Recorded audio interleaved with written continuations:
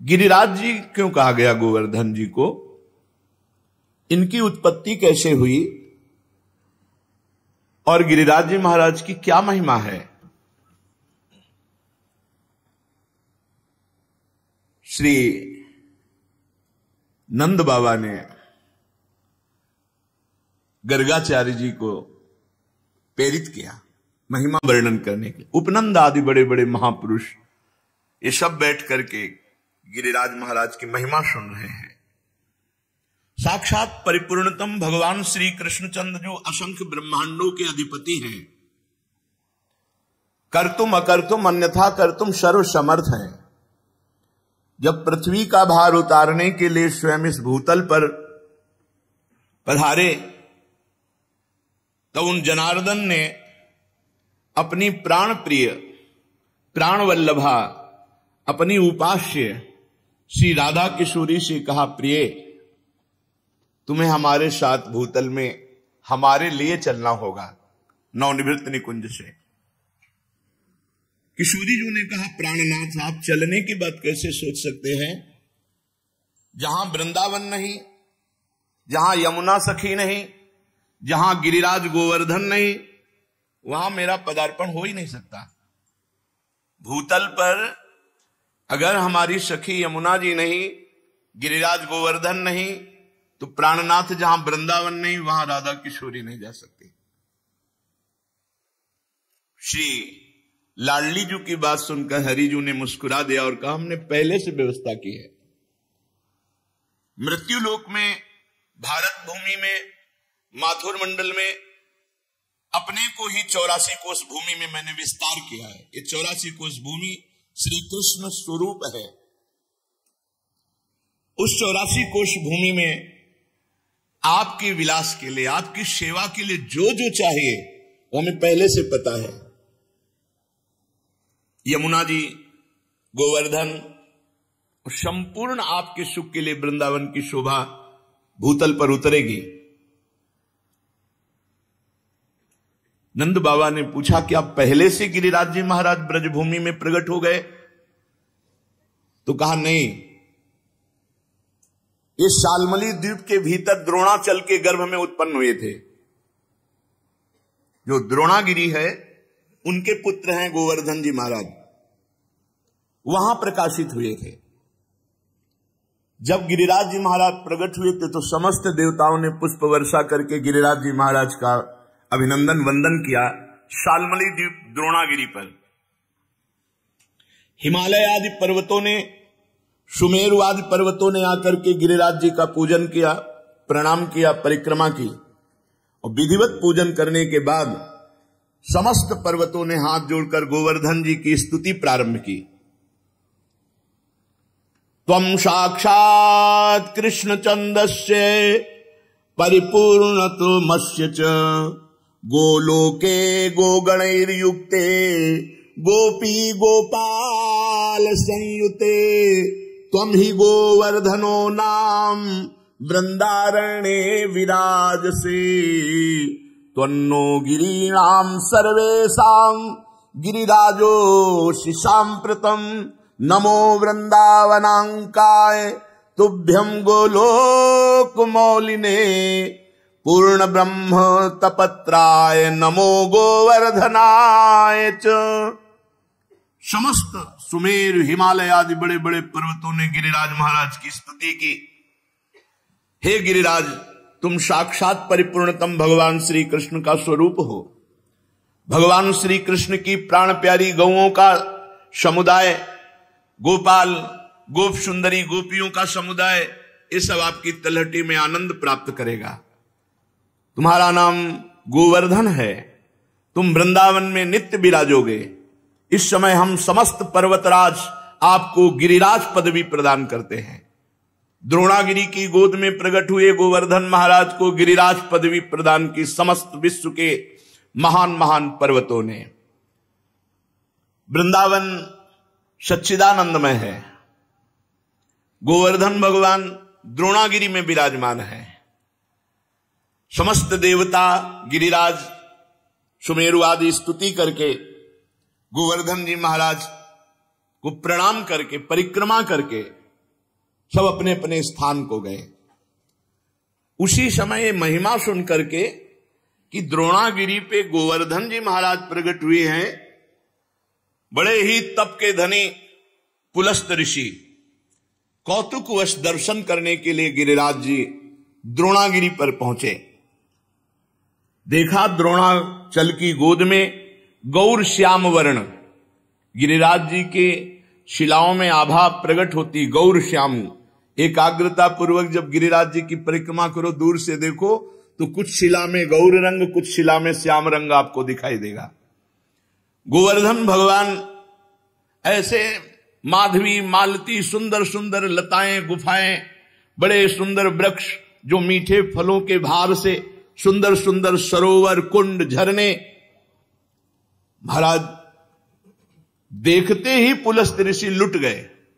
ये तो महान तपस्या करने की स्थली है, इनकी कंदराओं में तो बहुत आनंद आएगा ध्यान करने में भगवान का। सैकड़ों शिखर गिरिराज जी महाराज के रत्नमय, विविध रंग बिरंगे धातु, विविध शोभा पुष्पों की, नाना प्रकार के पक्षी खग कोलाहल कर रहे, झरने गिर रहे, मृग और बहुत से बंदर, मयूर, केकिका ध्वनि, बड़ा आनंद गिरिराज महाराज। पुलस्त जी के मन में इच्छा हुई कि यह पर्वत हमारे अधिकार में आना चाहिए, गोवर्धन। द्रोणाचल से कहा, द्रोणागिरी मैं तुम्हें आदेश करता हूं अपने पुत्र का मुझे दान करो। द्रोणागिरी के पुत्र हैं गोवर्धन जी महाराज। तुम पर्वतों के स्वामी हो, तुम्हारा बड़े बड़े ऋषि मुनि तपस्या के द्वारा आदर करते हैं, तुम बड़ी औषधियों के पुंज हो, दिव्य औषधियां तुम में प्रकाशित होती हैं। जब लक्ष्मण जी को वीर घातनी शक्ति मेघनाथ ने मारी थी तो यहीं से औषधि, तो हनुमान जी महाराज को लगा कि कौन सी औषधि है, क्योंकि उन्होंने बताया प्रज्वलित तेजोमयी, तो कालने में ने साथ प्रज्वलित तेजोमय कर दी थी कि हनुमान जी भ्रम में पड़ जाए। लेकिन बुद्धिमान अग्रगण्यम बलवताम वरिष्ठम, पूरा द्रोणागिरी उखाड़ लिया, जो मन आवे सो छांट लो औषधि। तुम औषधियों से संपन्न हो। मैं काशी में गिरिराज जी को विराजमान करूंगा, क्योंकि मैं काशी वास करने वाला हूं, और मैं याचना ही नहीं कर रहा, आदेश दे रहा हूं। अगर ना तो साफ, मेरा कोई प्रयोजन नहीं है, मैं तपस्या करूंगा गोवर्धन की शोभा देखकर, कैसा मेरे मन में आया। भगवान विश्वेश्वर की महानगरी परम पवित्र मोक्ष प्रदायिनी काशी में जाकर गिरिराज गोवर्धन को विराजमान करेंगे। जहां पार्श्व में गंगा नदी बह रही है, विश्वेश्वर विश्वनाथ भगवान विराजमान है, वहीं गोवर्धन को विराजमान करेंगे। आज तक ऐसा यश प्राप्त नहीं होगा जैसा गोवर्धन को यश प्राप्त होगा काशी में। मैं गोवर्धन के ऊपर ऐसी तपस्या करूंगा कि त्रिभुवन गोवर्धन की वंदना करेगा, और मेरी अभिलाषा तुम्हें पूर्ण करनी होगी। पुलस्त जी की बात सुनकर के सदैव प्रकट हुए द्रोणागिरी और रोने लगे।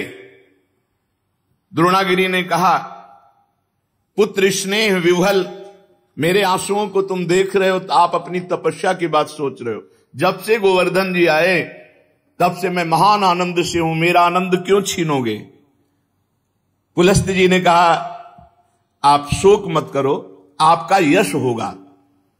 द्रोणाचल बोले, महामुनि मैं पुत्र स्नेह से व्याकुल हूं, मुझे पुत्र अत्यंत प्रिय है, तथापि मैं आपकी आज्ञा का भी उल्लंघन नहीं कर सकता, क्योंकि जानता हूं आप एक क्षण में शाप देकर मुझे भस्म कर सकते हैं।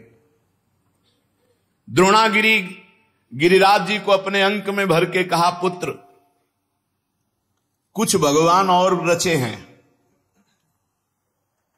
इनकी सोच अलग है, लेकिन कुछ भगवान और रचे हैं। भगवान का संकेत मानकर मैं तुम्हें इनको दान करता हूं। भारतवर्ष बड़ा पवित्र देश, धर्ममय देश है, जहां केवल भारतवर्ष में धर्म अर्थ और काम मोक्ष की आराधना होती है। निष्काम कर्म के द्वारा, ज्ञान योग के द्वारा तत्वबोध या प्रेम केवल भारतवर्ष में। मैं तुम्हें प्रदान करता हूं पुलस्त ऋषि को। गोवर्धन जी ने महान ऋषि पुलस्त जी से कहा, थोड़ा आप हमारा परिचय भी तो जान लें। 8 योजन लंबा, 8 चौको 32 कोश, 2 योजन ऊंचा, 8 कोश ऊंचा, 5 योजन चौड़ा, 20 कोश, 5 चौको 20। ऐसे थे गिरिराज जी जब यहां आए थे। साफ हो गया महाराज का आगे तो रोज तिल घट रहे। ऐसी दशा में आप देख पाओगे कि मुझे ले जाकर काशी में विराजमान कर दो। पुलस्त जी ने कहा, बेटा मैं पुलस्त हूं, अगर संकल्प करूं तो पूरे भूमंडल को उठा के चल सकता हूं। मेरे हाथ पर केवल तुम बैठ जाना, मैं काशी में ही छोड़ूंगा तुम्हें। गोवर्धन ने कहा, फिर एक बार क्या बोल गए आप, सोच लो। एक बार हाथ में आ गया, उतार दिया तो फिर तुम्हारी सामर्थ्य नहीं होगी कि आप मुझे हिला भी सको। मेरी प्रतिज्ञा और आपकी प्रतिज्ञा एक। आपने कहा मैं यहां से उठाऊंगा और काशी में रखूंगा, और मैं कह रहा हूं अगर बीच में रख दिया तो मैं आपके यहां उठाए फिर नहीं उठूंगा। पुलस्त जी ने बात तय कर ली। शाल्मली द्वीप से लेकर कितने बड़े महान तपस्वी भारतवर्ष के कौशल देश के रास्ते में लिए हुए गिरिराज जी को आ रहे हैं। पर्वत द्रोणागिरी विकल हो गए। गोवर्धन जी ने द्रोणागिरी को प्रणाम किया और कहा, सदैव आपके साथ हमारा नाम, हमारे साथ आपका नाम जुड़ा रहेगा। आंसुओं से अभिषिक्त होकर द्रोणागिरी ने गिरिराज महाराज को विदा किया। दाहिने हाथ पर पुलस्त ऋषि ने उठा लिया और बड़ी तीव्र गति से चले। गिरिराज महाराज शांत देखते रहे। जेव ही माथुर मंडल में आए, ब्रज 84 कोश में, जहां गिरिराज जी विराजमान है। गिरिराज जी अपना भार भी बढ़ा लिया और विचार किया, ये मेरी लीला स्थली है मेरे प्रभु की, मैं यहां से एक कदम बाहर नहीं जाऊंगा। यहां भगवान श्री कृष्ण श्री किशोरी जी के साथ, ब्रजगोपियों के साथ, ग्वाल वालों के साथ यहां दिव्य लीला करेंगे, उसका मुझे आनंद मिलेगा। कैशोर लीला, बाल लीला, सब लीलाओं का आनंद मुझे मिलेगा। इतना ही नहीं, मेरे ऊपर दान लीला, मान लीला, ये सब प्रभु करेंगे। मैं एक कदम यहां से नहीं जाऊंगा ब्रजभूमि से। जहां किशोरी जी के साथ प्रभु अपने चरणों से विहरण करेंगे, वहां छोड़कर मैं अब कहां जाऊं। गिरिराज गोवर्धन इतने भारी पड़ गए कि मुनि का हाथ ऐसा लगा कि टूट जाएगा, और साथ में बड़ी जोर की लघुशंका लगी। गिरिराज महाराज की लीला, भार तो तपबल से रोक रहे थे, लेकिन लघुशंका तपबल से कहां तक रोके। वो बात थी कि अगर रख दिया तो भी तुम्हारी ताकत नहीं कि उठा सको। इतनी लघुशंका लगी कि वो बात भूल गए और भार से हाथ पीड़ित। तो गिरिराज महाराज जहां विराजमान है यहीं विराजमान किया, लघुशंका किया, आचमन किया, पवित्र हुए और गोवर्धन से कहा, कर कमल में विराजमान हो। बोले, खत्म खेल। हमारी और आपकी प्रतिज्ञा थी कि आप रख दोगे, उठा नहीं पाओगे। उनका तुम्हारे आने से मैं अभी उठाकर तुम्हें ले चलता हूं। पुलस्त ऋषि ने अपना सारा तेज, तप, बल सब लगा दिया। गिरिराज महाराज तस से मस नहीं हुए। मुनि ने कहा दैन्यता पूर्वक, गिरिराज तुम मेरी शक्ति का उपहास मत करो। मुझे अभी क्रोध तुम पर नहीं आ रहा है। मैं बहुत प्यार से तुम्हें द्रोणागिरी से शाल्मली द्वीप से लाया हूं काशी ले जाने के लिए। तुम मेरी भावना में बाधा मत पहुंचाओ। गिरिश्रेष्ठ चलो, भार अधिक मत बढ़ाओ। मैं जान गया हूं कि तुम रूठ रहे हो, लेकिन शीघ्र तुम्हारा सम्मान काशी में होगा। गोवर्धन जी ने कहा, मेरा दोष नहीं है, आपने कोई मुझे यहां स्थापित नहीं किया है कि आप हमको लाके यहां से स्थापित किया। हमारी प्रतिज्ञा थी, धरना मत बीच में, क्यों रख दिया बीच में? लघुशंका, इसके हम जिम्मेवार थोड़ी है। अब मैं यहां से एक कदम भी नहीं जाऊंगा, तुम्हारी ताकत नहीं कि यहां से ले जाओ। अब तो पुलस्त मुनि की सारी इंद्रियां क्रोध से व्याकुल हो गईं और ओंठ फड़कने लगे। उन्होंने कहा, तुम हमारा सारा उद्यम व्यर्थ कर दिया है द्रोण पुत्र गोवर्धन। मैं तुम्हें शाप देता हूं कि आज के बाद तुम तिल तिल रोज घटोगे। गिरिराज महाराज पहले 8 योजन 32 कोस, अब 21 किलोमीटर की परिक्रमा रह गई है। कितने ऊंचे? 2 योजन 8 कोस ऊंचे, 5 योजन चौड़े, बहुत देखो तिल तिल रह गए। भजन कर लो, कलयुग और आगे बढ़ेगा तब गंगा और गिरिराज अंतर ध्यान हो जाए। जब तक गंगा और गिरिराज है कलयुग का तांडव नहीं हो सकता। पर रोज एक एक तिल गिरिराज जी क्षीण हो रहे हैं। शाप दे दिया, तिल तिल भर तुम रोज क्षीण हो गए। गिरे त्वाति धृष्टेनो न कृतो में मनोरथा तस्मात् तु तिल मात्रम ही नित्यम तुम क्षीणताम ब्रज। ब्रजवास करो लेकिन एक एक तिल रोज क्षीण हो गए। गर्गाचार्य जी कहते हैं यावत भागीरथी गंगा यावत गोवर्धनो गिरी तावत कलेह प्रभावस्तु भविष्यति न करचित। जब तक गिरिराज गोवर्धन विराजमान है, भागीरथी गंगा प्रवाहित है, तब तक कलयुग अपना तांडव नहीं कर सकता। हाँ, उसका प्रभाव रहेगा। तांडव शब्द से मतलब है भ्रष्टाचार ही भ्रष्टाचार। भ्रष्टाचारा सब संसारा धर्म सुने नहीं काना कलिकाल बिहाल की मनुजा नहीं माने को अनुजा तनुजा। ऐसा भ्रष्टाचरण न कहीं स्वाहा न स्वधा न राम न कृष्ण न हरि। अब बिल्कुल भ्रष्टाचार। तब भगवान कल की रूप में आकर दुष्टों का संहार करके फिर नवीन शांति की स्थापना करेंगे। उस दिन से गोवर्धन महाराज ब्रज में विराजमान हुए, पर महाराज पुलस्त जी के साप से तिल तिल क्षीण होते गए। जब तक भागीरथी गंगा गोवर्धन पर्वत भूतल पर विद्यमान है, तब तक कलिकाल का प्रभाव कदापि नहीं बढ़ेगा। ये गोवर्धन का शालमली द्वीप द्रोणागिरी से ब्रजधाम आना है। ये पावन श्री गिरिराज महाराज जी का चरित्र है। एक समय की बात है कि गोदावरी तट पर एक ग्राम में एक ब्राह्मण रहता था। तो वो अपना ऋण लेने के लिए, कोई धनी मानी मथुरापुरी में रहते थे, तो यहां आए। वो अपना कार्य पूरा करके जब घर को लौट रहे थे तो रास्ते में गिरिराज गोवर्धन जी मिले। तो ऐसा सुंदर पत्थर का टुकड़ा ऐसे देख करके उनको लगा कि साथ ले जाना चाहिए। एक बात ध्यान रखें, गिरिराज जी को साप मिल गया है इस बात के लिए कि ब्रज से बाहर नहीं जाना चाहते थे। और अगर किसी ने गिरिराज जी को ब्रज से बाहर ले जाने की चेष्टा की तो साप का अधिकारी होगा, अपने आप उसका पतन शुरू हो जाएगा। ये मत सोचो कि गिरिराज जी की शिला की महिमा सुनी तो ले जाकर ब्रज मंडल के बाहर विराजमान कर लें। ये सिद्धांत नहीं है। कुछ लोग कहते हैं कि अगर आप शिला उठाओ तो उसी के बराबर सोना, गिरिराज जी को सोना। सुमेरु पर्वत परिक्रमा करके प्रणाम करके गिरिराज पदवी दे गया, उनको सोना चाहिए, उनको ब्रज चाहिए। ब्रज से बाहर ले जाने का कोई सिद्धांत नहीं कि आप सोना चांदी चाहे जितना बराबर रख दो। ऐसा शर्त कर देते तो पुलस्त ऋषि तपस्या से सोने का बना देते गिरिराज जी को। गिरिराज जी की शिला को ब्रजमंडल से बाहर ले जाना घोर अपराध है। यह तुम्हारी भक्ति का बाधन होगा, साधक नहीं होगा। ये मत सोचना कि हम गिरिराज जी की शिला उठाए, इतनी महिमा सुनी तो बाहर ले जाएं। अपना कार्य पूरा करके वो घर लौटने लगा। तब गोवर्धन के जी के तट पर वो गोल पत्थर बड़ा सुंदर लगा, गिरिराज जी की शिला तो उठा ली। अभी वो ब्रजमंडल में ही था कि एक घोर राक्षस उस पर टूट पड़ा, उस ब्राह्मण पर।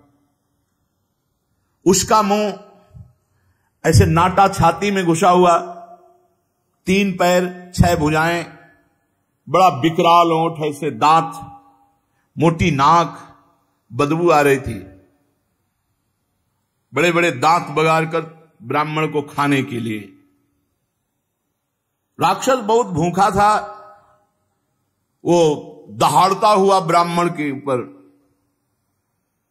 अब जैसे कोई आक्रमण करे तो अपने पास कुछ होता तो ऐसे करने का।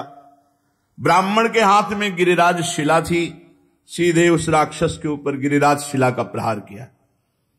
जे ही गिरिराज शिला स्पर्श हुई, उसका राक्षस शरीर छूटा और श्याम सुंदर रूप अर्थात भगवान के सारूप्य मोक्ष को प्राप्त हुआ।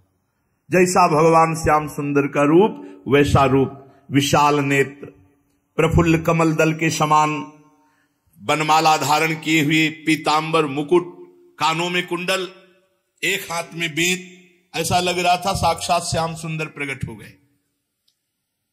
जब वो दिव्य रूपधारी हो गया और ब्राह्मण देवता के आगे घुटने टेक दिए और कहा, हे ब्राह्मण श्रेष्ठ, तुमने मुझे आज निष्पाप कर दिया। आज तक मैं निष्पाप नहीं हो पाया महामते। मेरी राक्षस योनि न जाने कितने समय से थी और मैं कब तक भोगता, लेकिन ये तुमने गिरिराज जी की शिला से जो प्रहार किया, मेरे सारे पाप नष्ट हो गए। तुम्हारे सिवा दूसरा कोई ऐसा नहीं जो मेरा उद्धार कर सकता। ब्राह्मण बोला, पहले तो भयंकर रूप में, अब इतने सुंदर रूप में, मैं आश्चर्य में पड़ गया हूं। मेरे में तो कोई सामर्थ्य नहीं है, मेरे द्वारा तुम्हारा उद्धार कैसे हो सकता? मैंने तो कोई संकल्प भी नहीं किया। और एक पाषाण का क्या ऐसा फल हो सकता है कि उसके स्पर्श से तुम भगवान का स्वरूप हो गए? उसने कहा, ब्राह्मण, ये साधारण पाषाण नहीं है, ये गिरिराज गोवर्धन की शिला है जो साक्षात भगवान हरि का रूप है। अरे इसके दर्शन मात्र से कृतार्थ हो जाए जीव। जो गंधमादन की यात्रा करके बड़ी तपस्या पूर्वक फल की प्राप्ति नहीं की जा सकती, वो गिरिराज जी के दर्शन मात्र से और परिक्रमा से कोटि गुना पुण्य प्राप्त किया जा सकता है।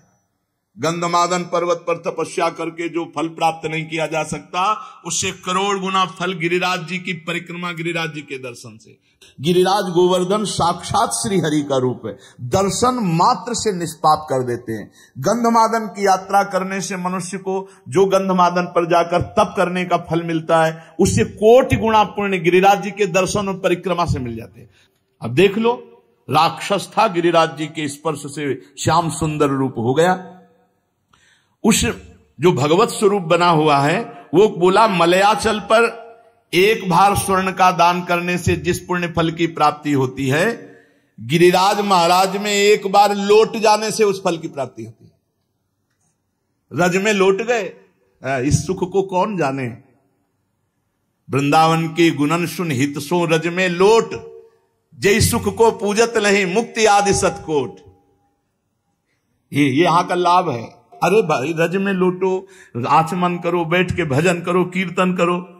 जो मंगल प्रस्थ पर्वत पर ब्राह्मणों से वेद पाठ करवा करके उनको दक्षिणा दे, भगवान विष्णु के शास्त्र नाम का पाठ करवावे, वो जो फल प्राप्त होता है, वो गिरिराज जी की तलहटी में बैठ के थोड़ी देर नाम कीर्तन करने से प्राप्त हो जाता है। थोड़ी देर भगवान नाम कीर्तन गिरिराज जी की तलहटी में। अरे लाभ लो भाई, ब्रजमंडल में आए हो, जरूर जाना गिरिराज जी। बस नशा वशा गंदी बातें मत करो, उपवास करके दर्शन करो। एक दिन उपवास करके देखो, सारे पाप नष्ट हो जाएंगे। मानसी गंगा में स्नान करो, राधा कुंडाचमन, कृष्ण कुंडाचमन, रज में लोटो, परिक्रमा। कितना मंगलमय देश है ब्रज 84 कोस। गिरिराज जी के समान पुण्य प्रदान करने वाला कोई भूमंडल पे दूसरा तीर्थ नहीं है। ऋषभ पर्वत, कूटक पर्वत, कोलक पर्वत, सोने से मढ़ी हुई सींग वाली 1 करोड़ गऊओं का दान करने से जो फल मिलता है, गिरिराज गोवर्धन की संपूर्ण तीर्थ स्थली के दर्शन मात्र से प्राप्त हो जाएगा। जैसे बताए गए जो तीर्थ स्थलियां, इनमें भ्रमण किए, ब्रजवासियों से पूछ ले, वो बता देंगे कि अमुक जगह। एक परिक्रमा जो रोड वाली है, उसमें तो आप ज्यादा दर्शन आदि का लाभ नहीं ले सकते, लेकिन अंदर वाली जब परिक्रमा करेंगे और एक ब्रजवासी कोई गाइड करने वाला हो, तो वो सब ये छुपे हुए जो तीर्थ स्थल है, सबके दर्शन करा देंगे। गोवर्धन पर्वत की यात्रा करने से 1 करोड़ सोने से सींग बढ़ाकर गौ में दान करने का जो फल ऋषभ पर्वत, कूटक पर्वत, कोलक पर्वत पर है, वो गिरिराज जी की यात्रा मात्र से पूर्ण हो जाता है। ऋषिमुख, सहगिरि, देवगिरि की संपूर्ण यात्रा और पृथ्वी की पूरी परिक्रमा करने का जो फल है, उससे करोड़ गुना फल गिरिराज जी की लौट करके प्रदक्षिणा करने से प्राप्त हो जाता है, अर्थात दंडवती परिक्रमा से। भविष्य काल में उसका मंगल नहीं हो सकता जो एक बार गिरिराज जी से प्रीति कर ले। जय गिरिराज महाराज। श्री शैल पर 10,000 वर्ष तक जो तप और यज्ञानुष्ठानों का फल मिलता है गोवर्धन के पुच्छ कुंड में, जहां अप्सरा कुंड है पुछरी की लोठा के पास, स्नान करने से वो फल प्राप्त हो जाता है। जो गोवर्धन पर्वत पर उत्तम ब्रजवासी ब्राह्मणों को पवाकर दान देता है, वह स्वर्ग चाहे तो स्वर्ग, भगवान के वैकुंठ धाम को चाहे तो वैकुंठ धाम की प्राप्ति होती। धन होए ना तो ये लाभ लेना चाहिए, भगवान के तीर्थों धामों में जाकर के भूखों को भोजन देना चाहिए, पूज्य जनों को कुछ दक्षिणा भोजन ऐसे करना चाहिए, भगवान दिए हों तो करना चाहिए। यहां एक का लाखों भगवान देते हैं, मिलेगा, थोड़ा धैर्य रखो। समय, खेती भी बोई जाती तो अपने समय से फलीभूत होती है।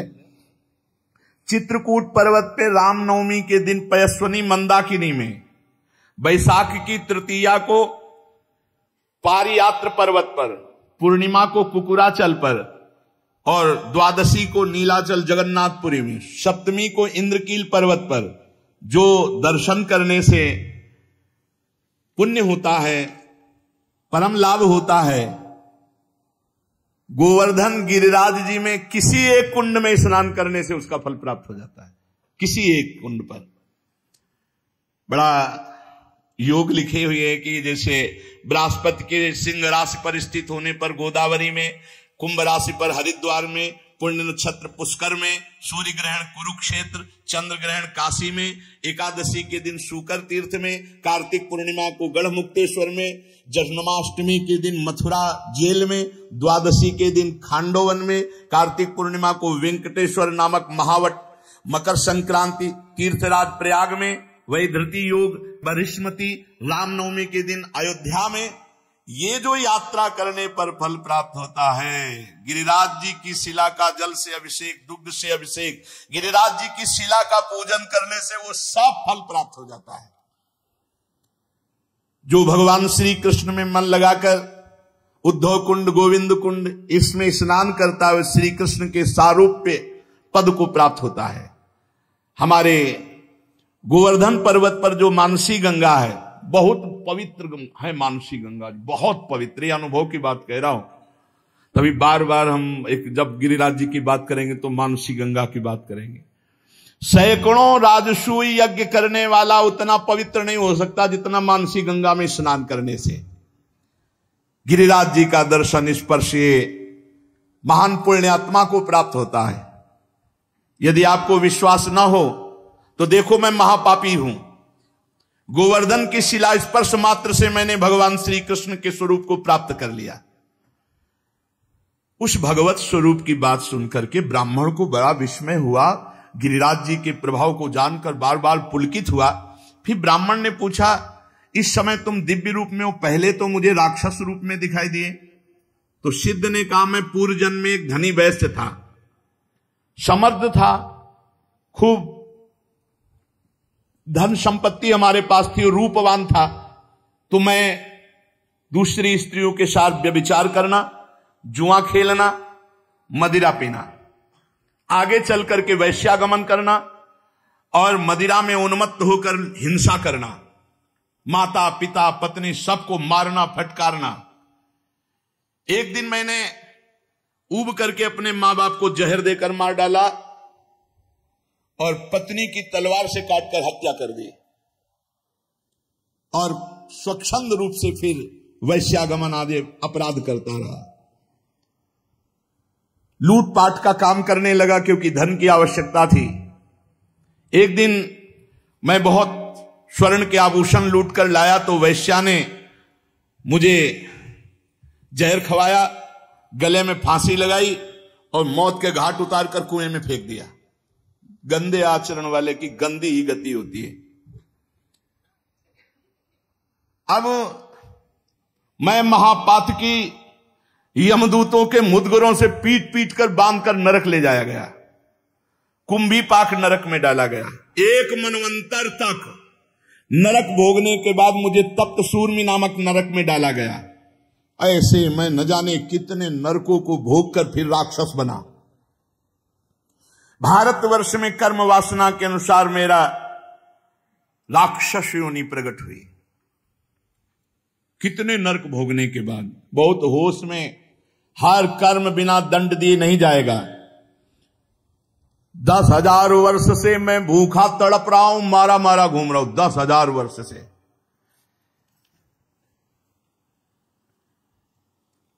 यमुना के सुंदर तट पर आज मुझे उद्धार का अवसर मिला।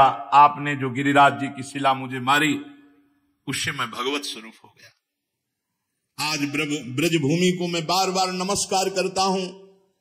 जिस ब्रजभूमि में मैं भूखा तड़पता पापी तुम्हें खाने के लिए, लेकिन तुम्हारे द्वारा गिरिराज जी के स्पर्श से साक्षात श्री कृष्ण स्वरूप हो गया हूं। इस प्रकार वार्ता हो ही रही थी कि भगवत धाम से एक विमान उतरा जो सहस्त्रों सूर्यों के समान तेजस्वी था। 10,000 घोड़े जुते हुए थे और महान ध्वनि हो रही थी। उसमें भगवत पार्षद आए और ब्राह्मण के देखते देखते उस सिद्ध को, जो राक्षस था, अब भगवत स्वरूप हो गया था, विमान में बैठाला और भगवान के धाम को ले गए। निकुंज विलासी श्री प्रिया प्रीतम की पावन प्रेम स्थली, क्रीड़ा स्थली है। श्री गिरिराज महाराज, नंदगांव, बरसाना, ये सब महान महान तीर्थराज। प्रयाग भी यहां आकर अपने पापों का प्रायश्चित करते हैं। जो तीर्थों से पाप इकट्ठा करते हैं उनको यहां भस्म करते हैं आकर। इसलिए हम सब सौभाग्यशाली जो हमें ब्रजभूमि में आने को मिला, वास मिला। अब हम अपने जीवन को ऐसी एक धारा में देखो, जो कर्म करोगे उसका आपको फल भोगना पड़ेगा। चरित्र सुन करके भयभीत होना चाहिए और भगवान की शरण में जाना चाहिए और वो उपाय करना चाहिए जिससे हम निष्पाप हो जाएं, हमें दंड भोगने को ना मिले, हमें कम से कम अगला जन्म मिले तो सुअर कुत्ता का ना मिले, फिर मनुष्य जन्म मिले और हम साधना करके भगवान की प्राप्ति करें। मनुष्य जीवन बड़ा दुर्लभ है। दुख की निवृत्ति के लिए कोई भ्रमित मत होना, बार बार आपसे कह रहे हैं। जब तक आप स्वयं अनुष्ठान नहीं करेंगे, स्वयं भजन नहीं करेंगे, तब तक आपके दुख को कोई मिटा नहीं सकता, नहीं मिटा सकता। का हिमवंत मुनीस सुन जो कुछ लिखा लीला, देव दनुज नर नाग मुनि कौन में तनहार। बेकार का इधर उधर मत फंसो, स्वयं सत्संग सुनो, विवेक के द्वारा अच्छे आचरण करो, नाम कीर्तन करो, भगवान की चर्चा कहो, भगवान की चर्चा सुनो और दूसरे में भगवत भाव करके उनका मंगल सोचो। दूसरों का मंगल सोचने वाला स्वयं मंगलमय हो जाता है और दूसरों का मंगल करने वाला स्वयं अमंगल रूप हो। देखो राक्षस रूप हो गया, माता पिता को मारा, पत्नी को मारा तो घोर राक्षस बने। और मरे कैसे? जहर खवा के गला घोंट के अंधे कुएं में फेंक दिए गए और हजारों वर्ष, मनवंतर को मतलब तो बहुत होता है, ऐसे नरकों को भोग कर फिर राक्षस बने। हम लोग ब्रजमंडल में आए, सत्संग सुने। अब हमारा जीवन नीचे नहीं गिरना चाहिए, हमारी उन्नति होनी चाहिए और वो होगी नाम जप से। रज का सेवन करो, चरणामृत पियो। बहुत बड़ी सामर्थ्य रोज चरणामृत पीने में है। अकाल मृत्यु हरणम सर्वव्याधि विनाशनम श्री कृष्ण पादोदकम पीत्वा पुनर्जन्म न विद्यते। खूब चरणामृत पान करके नाम जप करते हुए जीवन सार्थक कर ले। शेष आगे श्री राधा वल्लभ लाल की।